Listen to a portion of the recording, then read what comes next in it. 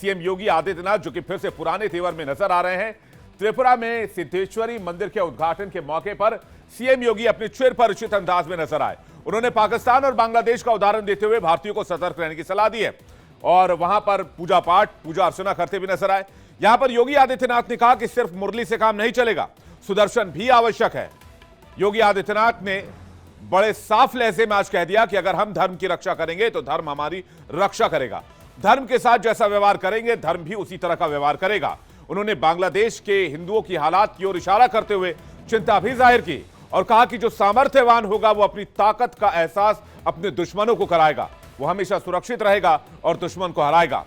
सुनिए योगी आदित्यनाथ ने मुरली और सुदर्शन को लेकर क्या बयान दिया है।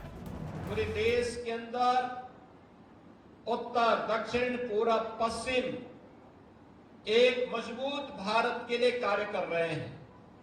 प्रधानमंत्री मोदी जी का संकल्प, उनका सामर्थ्य और उनकी विजनरी लीडरशिप हम सबको एक नई यात्रा के साथ आगे बढ़ा रही है।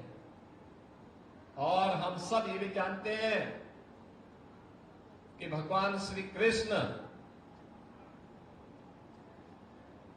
की जब स्मृति हम सबके सामने आती है तो भगवान श्री कृष्ण एक हाथ में मुरली है तो दूसरे हाथ में सुदर्शन भी तो है उनके हाथ में। केवल मुरली से काम नहीं चलेगा, बल्कि सुरक्षा के लिए सुदर्शन भी आवश्यक है। और सुदर्शन भी जब आपके सामने होगा तो फिर किसी श्री श्री शांति काली महाराज को अपना बलिदान नहीं देना पड़ेगा। लेकिन सीएम योगी की चिंता लाजमी क्यों है? आपको याद होगा बांग्लादेश में हिंदुओं पर हो रहे अत्याचार पर चिंता जाहिर करते हुए सीएम योगी आदित्यनाथ ने कहा था कि अगर बटेंगे तो कटेंगे, एक रहेंगे तो नेक रहेंगे। अब सवाल यह है कि सीएम ने क्यों भगवान श्री कृष्ण की मुरली और सुदर्शन चक्र का जिक्र किया है। इसे बांग्लादेश में हिंदुओं के हालात, हिंदुओं पर हो रहे अत्याचार से आसानी से समझा जा सकता है। बांग्लादेश में क्या हालात है? सत्ता परिवर्तन के बाद लगातार हिंदुओं पर हमले बढ़े हैं। अब तक 300 हिंदू परिवार घरों पर हमले हुए हैं। 4 बड़ी घटनाओं में हिंदुओं की मॉब लिंचिंग की गई है, महिलाओं का रेप किया गया है, अपहरण की गई है, हत्याएं की गई हैं। 10 से ज्यादा हिंदू मंदिरों में तोड़फोड़ की गई है, आगजनी की गई है। 49 हिंदू टीचर्स को कॉलेजों से, स्कूलों से निकाल दिया गया है, उनसे जबरन नौकरी छीन ली गई। हिंदुओं का कत्लेआम करने वालों को छोड़ा जा रहा है। आजान के समय हिंदुओं के पूजा पाठ करने पर रोक लगा दी गई है। बांग्लादेश में हिंदुओं की आबादी की बात भी करें तो कितनी तेजी से यह आबादी घटी है वो भी जान लीजिए। बांग्लादेश की कुल आबादी 17 करोड़ की है, जबकि हिंदू आबादी जो है वो 1 करोड़ 35 लाख के आसपास है, जो लगभग 7.95% होती है। प्रताड़ना के चलते 1951 से अब तक 14% हिंदू कम हो गए हैं। हर साल लगभग 2.25 लाख हिंदू बांग्लादेश छोड़ने को मजबूर हैं। बांग्लादेश के हालात क्या हैं हिंदुओं के लिए किसी से छिपे नहीं है। बांग्लादेश में हिंदुओं पर अत्याचार तो है ही, पूरा देश भी बर्बाद होने की कगार पर है, जिसे लेकर सीएम योगी ने कहा कि जो दुश्मन और मित्र को समझने में झोल करेगा वो हमेशा उसी तरह का खामियाजा भुगतेगा जैसा आज बांग्लादेश के अंदर हो रहा है। उन्होंने पाकिस्तान को तो मानवता का कैंसर बताया और कहा कि यह नासूर बन चुका है जिसका बिना ऑपरेशन के इलाज संभव ही नहीं है। पाकिस्तान एक नासूर है और जब तक इसका ऑपरेशन नहीं होगा तब तक इस कैंसर की समस्या का समाधान नहीं होने वाला है। और आज इसकी शुरुआत हो रही है। आज आप देख रहे होंगे पाक अधिकृत कश्मीर में पाकिस्तान से अलग होकर के भारत में शामिल होने की मांग शुरू हो गई है। बलूचिस्तान में पाकिस्तान से अलग होने की मांग उठ खड़ी हो गई है। और एक पाकिस्तान जब तक इस धरती पर है, याद रखना, यह मानवता का कैंसर है। इस कैंसर का समाधान ये मानवता का भी कैंसर होगा। अब पाकिस्तान में हिंदुओं की हालत क्या है ये भी जल्दी से आपको बताते देते हैं, जिसे योगी आदित्यनाथ कह रहे हैं पाकिस्तान एक कैंसर की तरह हो गया। पाकिस्तान में हर साल 1000 हिंदू लड़कियों का अपहरण होता है, यानी हर महीने 25 से 30 लड़कियों को अगवा कर लिया जाता है। हर दिन जबरन धर्म परिवर्तन की खबरें आती है। लड़कियों को अगवा कर उनका निकाह करवाया जाता है, जबरन धर्म परिवर्तन कराया जाता है। छोटी सी बात पर हिंदुओं की हत्या कर दी जाती है। हिंदुओं को अच्छी नौकरी नहीं मिलती है, हिंदुओं को बैंक से लोन नहीं मिलता है, हिंदू बच्चों को स्कूल में दाखिला नहीं मिलता है, हिंदू सिखों से जबरन जजिया टैक्स वसूला जाता है, स्कूलों में हिंदुओं के खिलाफ नफरत का पाठ पढ़ाया जाता है। हिंदुस्तान के खिलाफ भी नफरत का पाठ पढ़ाया जाता है। इन्हीं अत्याचारों से परेशान होकर हर साल करीब 5,000 से ज्यादा पाकिस्तानी हिंदू भागकर भारत में शरण लेते हैं। आइए आज की एक और बड़ी खबर की बात करते हैं। सीएम योगी आदित्यनाथ के बाद बात करते हैं संघ प्रमुख मोहन भागवत की। उन्होंने राजस्थान के अलवर में हिंदू धर्म की परिभाषा जो बताई है उसकी खूब चर्चा हो रही है। उन्होंने हिंदू का मतलब समझाया और बताया कि हिंदू सबसे उदार होते हैं। हिंदुओं को देश का कर्ता धर्ता बताया। क्या कुछ कहा है मोहन भागवत ने, आप सुनिए, उसके बाद इस बयान का विश्लेषण। क्या सामर्थ्य चाहिए? परम वैभव में तो बेहतर स्वराष्ट्रम, हमारे इस राष्ट्र को हमने प्रार्थना में ही कहा है ये हिंदू राष्ट्र है, क्योंकि हिंदू समाज इसका उत्तरदायी है। इस राष्ट्र का अच्छा होता है तो हिंदू समाज की कीर्ति बढ़ती है। इस राष्ट्र का कुछ गड़बड़ होता है तो दोष तो हिंदू समाज पर आता है, क्योंकि वही इस देश का कर्ता धर्ता पालनहार है और इसलिए ये हिंदू राष्ट्र है। तो उस अपने राष्ट्र को परम वैभव संपन्न बनाने के लिए समर्थ होना है।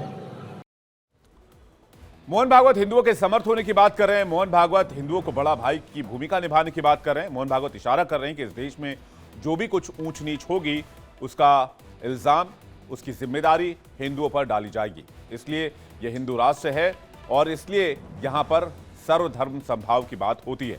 इसलिए हिंदुओं को अपनी जिम्मेदारी निभाने की आवश्यकता है और हिंदू इस मामले में बढ़ चढ़कर आगे आए। आगे बढ़ते हैं। एक बात और आपको बता दें, इस खबर से जुड़ी हुई अगली खबर है शिवसेना के शिंदे गुट के विधायक का जो बयान सामने आया है वो बेहद चौंकाने वाला है। अगली खबर यह है कि शिवसेना शिंदे गुट के विधायक संजय गायकवाड़ ने राहुल गांधी को लेकर अमर्यादित टिप्पणी कर दी है, जिसके बाद सियासी घमासान मचा हुआ है। संजय गायकवाड़ ने कहा है कि राहुल गांधी की जीभ काटने वाले को वो 11 लाख रुपए का इनाम देंगे। में जाकर कांग्रेस के ज्येष्ठ नेता राहुल गांधी ने जिस तरह का बयान किया है, उनका असली रूप जो है कांग्रेस का उनके मुंह से बाहर आया है।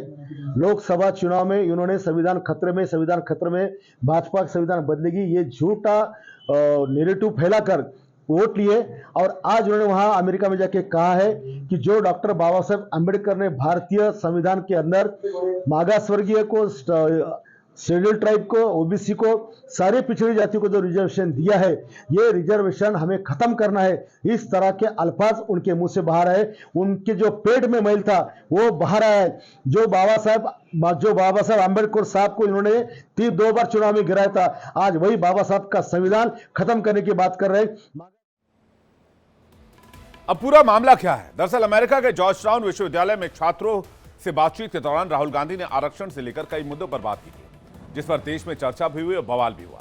राहुल गांधी पर बार बार जुबानी हमले किए जा रहे हैं। इसी को लेकर संजय गायकवाड़ ने कहा कि कांग्रेस ने लोकसभा चुनाव में संविधान खतरा में होने का फर्जी नैरेटिव फैलाकर वोट हासिल किए और अब वो आरक्षण खत्म करने की बात कर रहे हैं, क्योंकि कांग्रेस पिछड़े वर्ग, ओबीसी और आदिवासियों का आरक्षण खत्म करना चाहती है।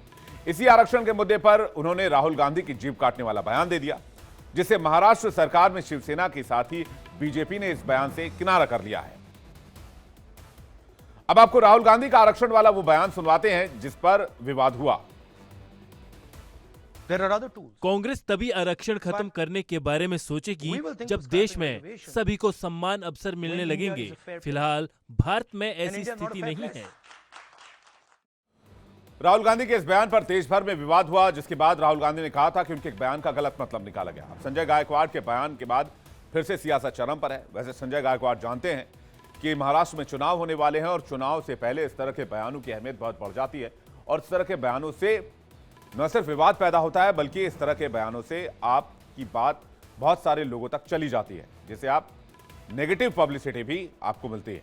और संजय गायकवाड़ शायद यही हासिल करने की कोशिश कर रहे हैं, क्योंकि ऐसा नहीं कि संजय गायकवाड़ ने कोई पहला विवादित बयान दिया। इससे पहले संजय गायकवाड़ कई बार विवादों में आ चुके हैं।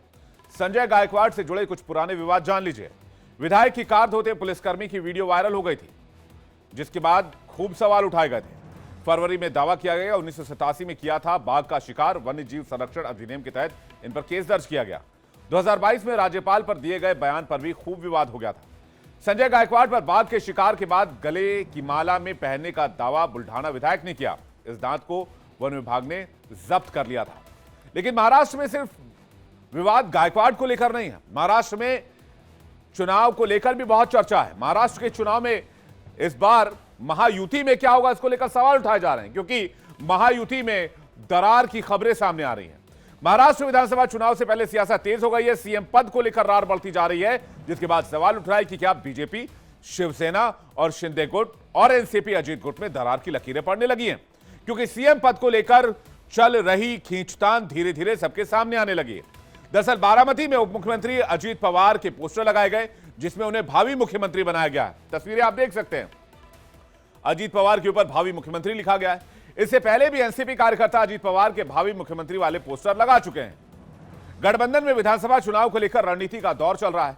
पिछले दिनों अमित शाह ने गठबंधन के नेताओं से चर्चा कर सभी को सम्मानजनक सीटें देने का आश्वासन दिया था, लेकिन ऐसा लग रहा है कि अजीत पवार को खुश नजर नहीं आ रहा है, क्योंकि काफी समय से अजीत पवार बदले बदले से नजर आ रहे हैं। छत्रपति शिवाजी की प्रतिमा गिरने पर सबसे पहले अजीत पवार ने सार्वजनिक तौर पर माफी मांगी। बहन सुप्रिया सुले के खिलाफ अपनी पत्नी को चुनाव में उतारने को गलती बताते हुए माफी मांग चुके हैं, और अब उन्हें भावी सीएम बताने वाले पोस्टर लगाना गठबंधन के लिए ठीक इशारे नहीं कर रहा है। अजीत पवार के अलग ट्रैक पर दौड़ने के पीछे एक वजह सीट बंटवारे के पेच को भी बताया जा रहा है। अभी तक किसके पास कितने विधायक हैं वो जल्दी से आप स्क्रीन पर देख लीजिए। महायुति में बीजेपी सबसे बड़ी पार्टी है, जिसे पिछले विधानसभा चुनाव में 105 सीटें मिली थी। शिंदे की शिवसेना और अजीत की एनसीपी दोनों के पास इस समय 40-40 विधायक हैं। कौन कितनी सीट इस बार चाह रहा है, इसके लिए क्या कयास लगाए जा रहे हैं वो भी आप देख लीजिए। कहा जा रहा है कि बीजेपी 160 सीटों पर चुनाव लड़ने की तैयारी में है, तो वहीं शिंदे की पार्टी भी 107 सीटों पर दावेदारी कर रही है। अजीत पवार भी ये दावा कर चुके हैं कि उनकी पार्टी 60 से 67 सीटों के ऊपर चुनाव लड़ेगी। सीट शेयरिंग के पेज को देखते हुए इस बात की चर्चा तेज हो गई है कि गठबंधन में घमासान मचना तय है। लोकसभा चुनाव के नतीजे के बाद अजीत पवार शिवसेना के निशाने पर हैं। ऐसे में सत्ताधारी गठबंधन की सबसे कमजोर कड़ी वही माने जा रहे हैं। सियासी जानकारों की माने तो विपक्षी गठबंधन के लिए वो सॉफ्ट टारगेट भी हो सकते हैं। एनसीपी और शिवसेना दोनों ही बगावत के बाद खुद को असली पार्टी बताते आए हैं। नाम निशान की लड़ाई भी दोनों जीत चुके हैं, लेकिन अब विधानसभा चुनाव में दोनों के सामने खुद को असली पार्टी के तौर पर जनता की अदालत में साबित करने की चुनौती है। 2019 के महाराष्ट्र चुनाव में बीजेपी ने कुल 288 में से 164 और शिवसेना ने 126 सीटों पर उम्मीदवार उतारे थे। वहीं विपक्षी गठबंधन में एनसीपी के हिस्से में 121 सीटें आई थी। अब महायुति में शामिल हर दल चाहता है कि वो अपने पिछले चुनाव की पोजीशन बरकरार रखे, तो जाहिर सी बात है कि सीट शेयरिंग में कोई भी पार्टी कम सीटें नहीं चाहेंगी। इसलिए सीएम पद को लेकर भी घमासान मचा है, साथ ही साथ दावेदारी और हिस्सेदारी दोनों को लेकर घमासान मचा हुआ है। आज की अगली बड़ी खबर आपको बताते हैं। तिरंगा इस देश की शान है और झंडे का अपमान यह हिंदुस्तान बिल्कुल बर्दाश्त नहीं करेगा। यह तिरंगा हर भारतीय का अभिमान है। जब यह शान से फहराता है तो हर भारतीय का सीना गर्व से चौड़ा हो जाता है। तिरंगे का जब अपमान होता है तो पूरा देश गुस्से से भर जाता है, और ऐसा ही कुछ बिहार के सारण में हुआ है, जहां मिलाद उन नबी के जुलूस के दरमियान तिरंगे से छेड़छाड़ की गई और यह चांद तारे का जो निशान है उसे तिरंगे में लगा दिया गया, वो भी अशोक चक्र की जगह पर, और वो तस्वीर मैं आपको दिखा नहीं सकता हूं। तिरंगे के अपमान का वीडियो वायरल हुआ तो लोगों ने विरोध जताना शुरू किया। मामला पुलिस के संज्ञान में पहुंचा, पुलिस ने एक्शन लिया और 2 आरोपियों को गिरफ्तार कर लिया गया। उनके खिलाफ भारतीय ध्वज संहिता 2002 के तहत केस दर्ज कर जांच शुरू कर दी गई है। लोगों से मामले में शांति बनाए रखने की अपील भी की गई है।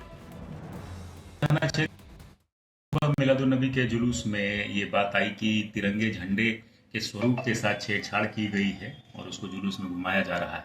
इस संदर्भ में फोटो और वीडियो प्राप्त कर करके शिनाख्त की गई और इसमें पाया गया कि तिरंगे झंडे में अशोक चक्र के जगह पर उसमें चांद तारे का निशान प्रयोग कर करके लहराया जा रहा था, जिस पर तत्काल कार्रवाई करते हुए 2 युवकों को जो झंडा लहरा रहे थे उनको गिरफ्तार कर लिया गया है।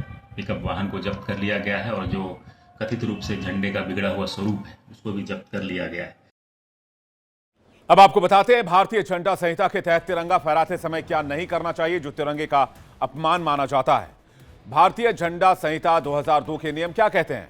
फटा गंदा तिरंगा फहराया नहीं जाना चाहिए, तिरंगे से छेड़छाड़ नहीं होनी चाहिए, किसी व्यक्ति वस्तु को सलामी देने के लिए तिरंगे को झुकाया नहीं जा सकता है, किसी दूसरे झंडे को तिरंगे से ऊंचा नहीं लगाया जा सकता है, किसी प्रकार की सजावट में तिरंगे का इस्तेमाल नहीं हो सकता है, केसरी पट्टी को नीचे रखकर झंडा नहीं फहराया जा सकता है, झंडे को जमीन पर पानी में घसीटने नहीं देना चाहिए, तिरंगे का इस्तेमाल कपड़े बनाने में नहीं होना चाहिए।